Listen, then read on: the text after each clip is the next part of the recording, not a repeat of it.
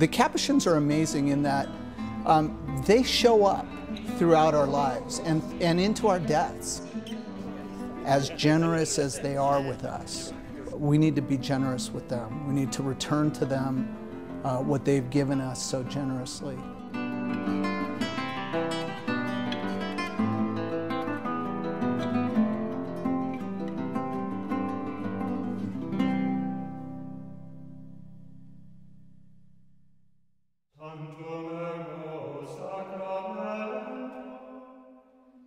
The Capuchin Franciscan Friars' 800-year tradition of sharing the gospel of Jesus Christ is inspired by the teachings of St. Francis of Assisi.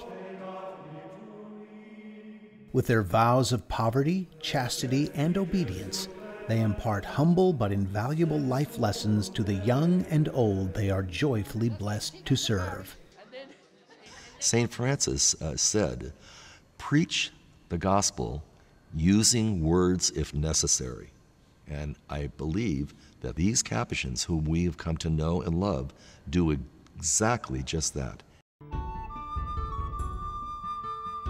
A century ago, the Capuchins came from Ireland to eastern Oregon. Their calling brought them south into California, to Mendocino, the San Francisco Bay Area, then Central California's Santa Ynez Valley, and on to the Los Angeles Basin in La Cañada and Watts. Most recently, their calling to serve the most desperately in need has taken them into northern Mexico, to Yécora, Tres Ojitos, Monterrey, and Durango. These dedicated men of all ages, in their historically simple brown robes and belts of rope, make an unmistakable difference for the families and communities they serve. Those robes were almost like watching my father in his robe. It was a warm, comforting feeling, and that to me always felt like home. When I first saw the brown robes, they were definitely a little bit frightening or intimidating, but as you got to know the men inside the brown robes, you realize you just moved past those. And as you get to know the Capuchins, you realize that they are very warm, nurturing, caring people who've dedicated themselves to God and to help other people.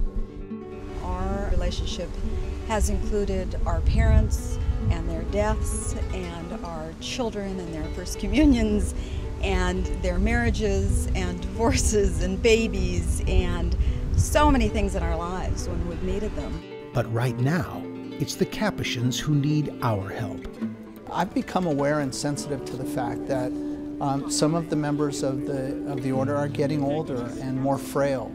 And just as we've needed them at various points in our lives, they now need us in their lives. I believe that it's a very important response that we have to make as a community for the Senior Friars. Father Matthew Elshoff is the provincial minister charged with the spiritual and physical health of the friars, young and old, in the Western America province. The young, you're concerned about vocations and proper formation of those that are interested in the Capuchin way of life. They're the lifeblood and stream of any province. The old are our senior friars. They are the ones that have borne the heat of the day, and they are the ones that need the most attention with regards to expressions of appropriate care so that they can look back on their life and with the grace of God say, "Thanks be to God for my gift of being a Capuchin and serving the people in the province of Our Lady of Angels." At present, 16 friars in the province are over the age of 70. Another 7 are over the age of 65. They face health challenges and sometimes the inability to care for themselves. Well, by virtue of the lack of income that they receive for what they do, there's absolutely no resources available for them to make plans for themselves in their later years. In 2012, the annual cost of caring for our senior friars in the friaries will average $29,000 per man. In skilled nursing facilities, that cost could rise as high as $80,000 per man. Only a small portion of this money comes from the church. And that's why I think that it's important that we as a community do something to provide for their needs. To provide for their needs, now and looking forward, the Capuchin Franciscans announce a province-wide campaign to raise $4 million for the care of senior friars who have dedicated themselves to a century of Capuchin love and service. This campaign gives us an opportunity as lay people to participate as a partner in the Capuchins. And what better way than to say thanks for what they've done for us by taking care of those that have worked in the trenches.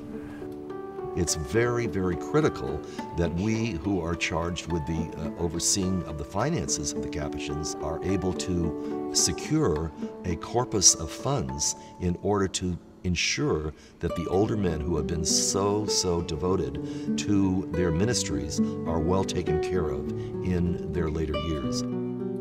The senior Capuchin friars have given to us their lives, really, to people, to the people. And so knowing that, there has to be some way that we can give back to them. We need the support to continue our work and to support these people who very soon, will go to the Lord. We Capuchins are a fraternity, a brotherhood. And there is a great sense of camaraderie and support and an inherent respect for each other. Many people live in these care home, nursing homes that the VA has, and they don't have many people around them. The Capuchin deserve better than just being in a retirement home or of any kind. The fact that we wish to and want to take such good care of our senior men is indeed making a statement not only to our young people, but is making a statement to society. We have a moral responsibility to be there for those priests and brothers when they get old.